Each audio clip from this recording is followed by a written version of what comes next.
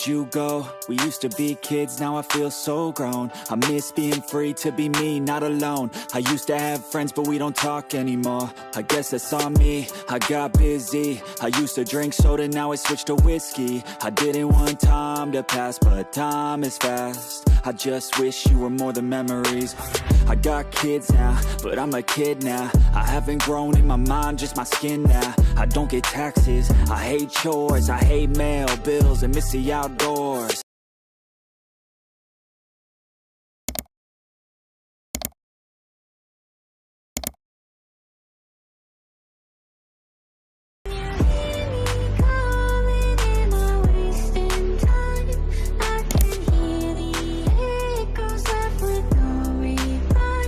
So ito na yung second generation or version 2 ng Bida 110 para sa presyo na 42,000. Naka-straight monthly sila rito ngayon. Ayan, so ibig sabihin nun, ito na agad yung uhulugan mo. Wala ka ng down payment. Ayos, 'di ba? Tapos 3 years na yung kanyang registration para sa LTO. Ayan.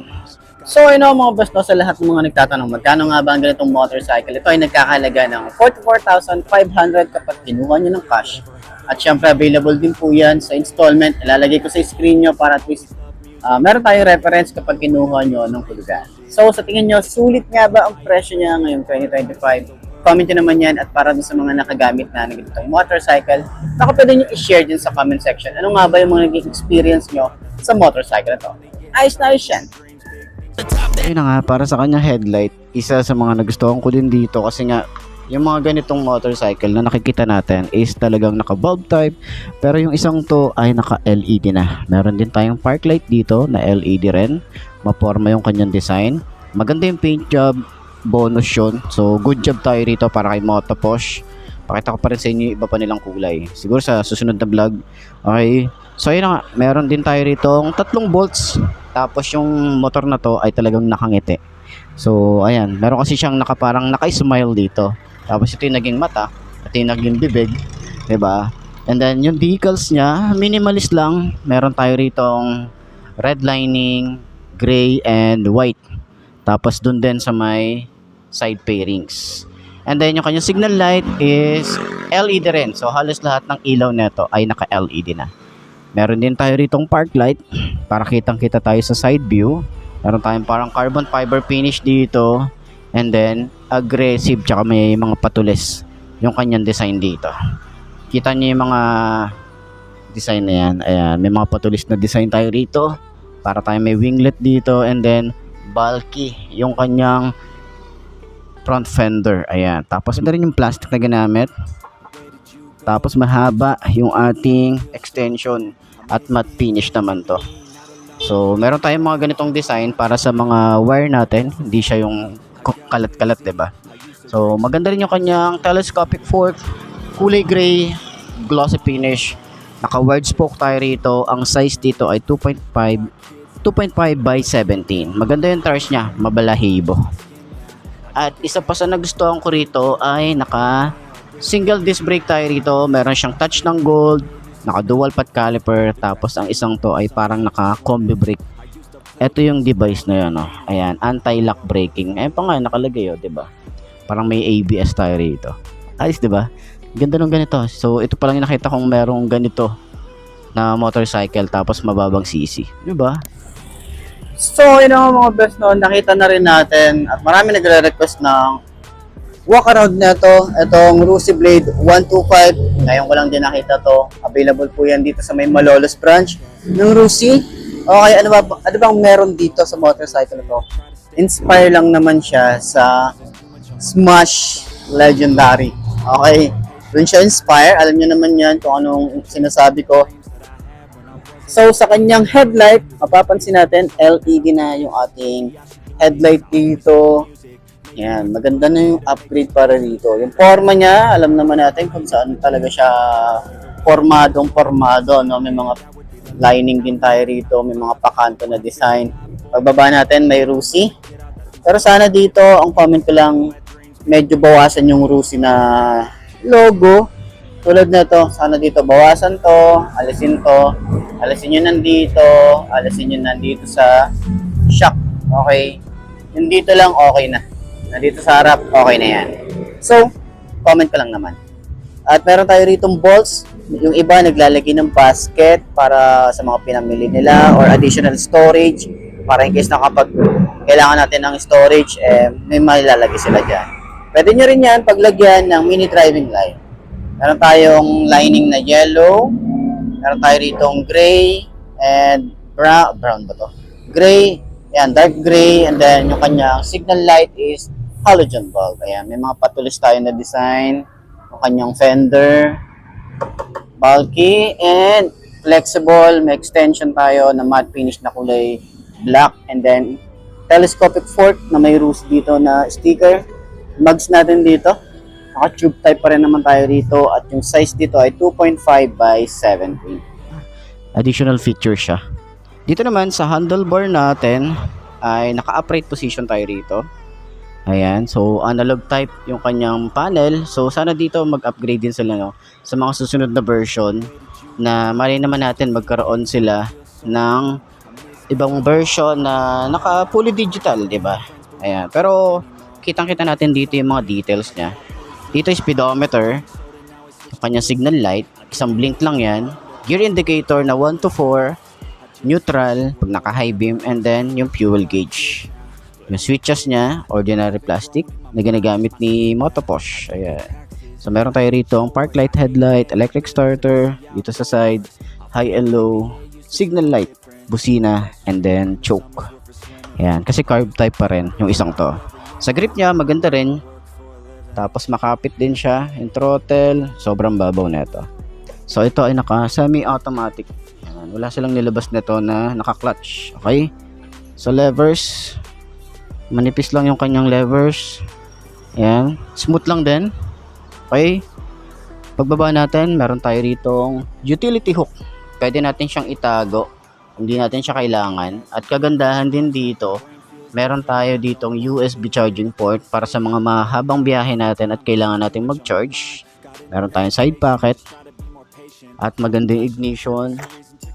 Ayan, may shutter lock din tayo rito, and then ito yung itsura nung susi. Tatlo yung susi, oh. Galing. Yung design dito, matte finish na kulay black and then kulay blue. So open part dito para kapag nag-adjust tayo ng carb natin, di tayo mahirapan magsundot. Okay? Rear brake pedal, malapad din, smooth lang din. May kickstart tayo rito. Maganda yung makina. Glossy yung kanyang paint. Meron tayong bracket dito para hindi tayo mapaso. Yung kanyang foot pegs, combination ng rubber and metal. Maganda rin yung foot pegs para dito sa angkas. Malapad siya or malaki. Yung paint job para dito sa alloy na ginamit, glossy, meron siyang mga glitter effect. Ganda ng paint job. Pati yung kanyang swing arm, same lang din. Meron siyang mga glitter effect, no? So, sa tambucho, maganda rin yung kanyang exhaust. Ito, metal to. Yan. So, or stainless. Tapos, sa kanya namang disc brake, meron tayong single disc brake. Ayan. Meron tayong dual pad caliper. Naka-air-cooled din ang isang to. Yung design nga pala dito sa gilid, may rusi, may kulay yellow, gray, dark gray. And sa ating makina, meron tayo rito na maliit lang naman, 125cc, rear brake pedal, smooth lang din. May kickstart pa rin tayo rito. Foot pegs para sa rider, hindi siya napiplit. May bracket siya na ganito. Ito, combination ng rubber and metal. Dito naman, meron tayong butas para in case na kung gusto nyo mag-adjust ng carb, pwede yan. Okay, foot pegs naman para sa rider, sa angkas. Ito ay combination din ng rubber and metal. Ayan, malaki din, malapad. Ito alloy, maganda yung finish, naka glossy gray. And dito naman sa side, yung ating blade 125. Ayan, maganda rin yung decals dito. Bagay na bagay yung decals niya. White nga pala yung harap, black nga pala yung likod. Ayan. So naka dual shock tayo rito, hindi siya adjustable. Medyo maliit lang yung ating swing arm. Naka drum brake tayo dito sa likod. Meron tayo ritong size na, ano size na ito?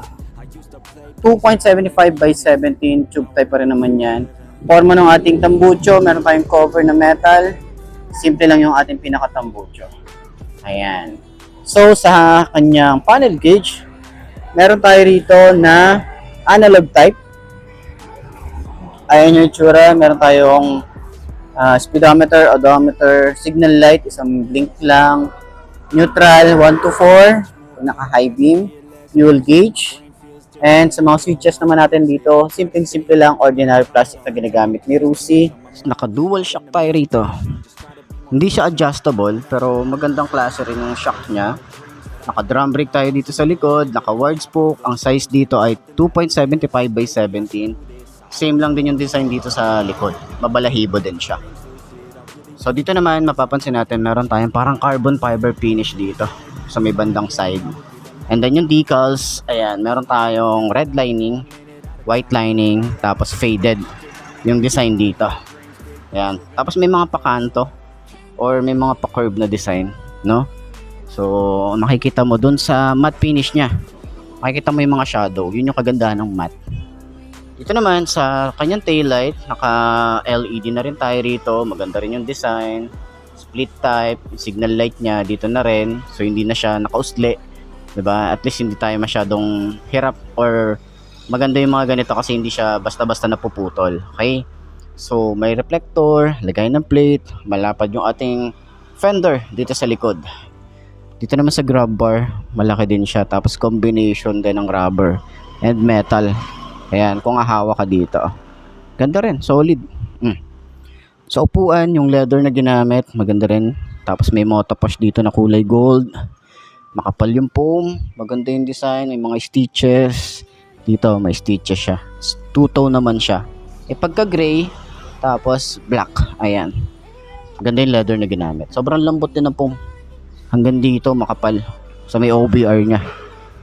Yung ating upuan, medyo ano lang to, bumababa siya. Hindi siya masyadong madali siyang bumaba. Diba? So ayan, meron tayo rito ang compartment and then yung ating gas tank. Simpleng-simple lang, pero sana dito sa gas tank natin ay may rubber na cover para at least hindi siya magagasgasan. Sayang kasi yung paint job, diba? So dito naman sa side, meron tayo rito ang chain cover. Maliit lang yung sprocket size natin dito. 34. Ayan, 3040. Tapos, yung design dito sa makina, naka dual head shifter tayo rito or dual clutch. Side stand. Sana meron tayong mga kill switch para dito, no? 'Di ba? Ayan yung motorcycle. Sasakyan naman natin para at least kung nagtatanong kayo sa height natin or abot ba natin ang ganitong motorcycle, tingnan natin yan. Para sa 5 to na kagaya ko. Check na natin. Ayos yan. Meron tayo rito ang park light, headlight. Ayan, electric starter, lever. Ayan, medyo manipis lang, smooth naman. Yung grip natin dito, makapit din naman siya. Throttle niya is sobrang babaw lang din. Sa side naman, meron tayong high and low, signal light, busina, and then choke. Ayan, semi-automatic ang isang to. Ayan. Upuan natin dito, makapal din. Yung foam na ginamit nila. Ayan, makapal din. May Rusi din tayo rito. Hanggang sa OBR, makapal yung ating foam na ginamit. So, buksan natin yung likod. Ayan. Ganito ang compartment natin. Wala tayong helmet hook dito. Dito yung battery. Ating gas tank, nasa 4 liters. Grab bar natin dito. Ayan, para siyang binalot na goma. Alam niyo yung binalot na goma. Yung metal niya. Ayan. So, sa side naman, yung ating taillight, meron tayo ritong halogen bulb. Ayan. Ating signal light din, halogen bulb, may reflector. Fender natin malapad, lagay ng plate. Sa side naman, meron tayong chain cover. Yung ating sprocket size naman ay, ang size dito ay 36.428. Ayan, yan yung sprocket niya. Medyo maliit lang. And then, ito naman yung ating makina. May Rusi tayo naka-emboss dito. At dual head shifter and then yung ating footsteps. Ayan. So, kagandahan nga pala rito, meron tayo ritong USB charging port. Ayan, wala pa rin tayong side pocket dito, pero meron tayong utility hook dito. Ayan. So, sa lahat ng mga gustong kumuha ng ganitong motorcycle, pwede nyo akong kontakin sa aking Facebook page or message nyo ako sa aking YouTube channel. Ayan, subscribe and follow nyo na rin. Okay? Ayos yan.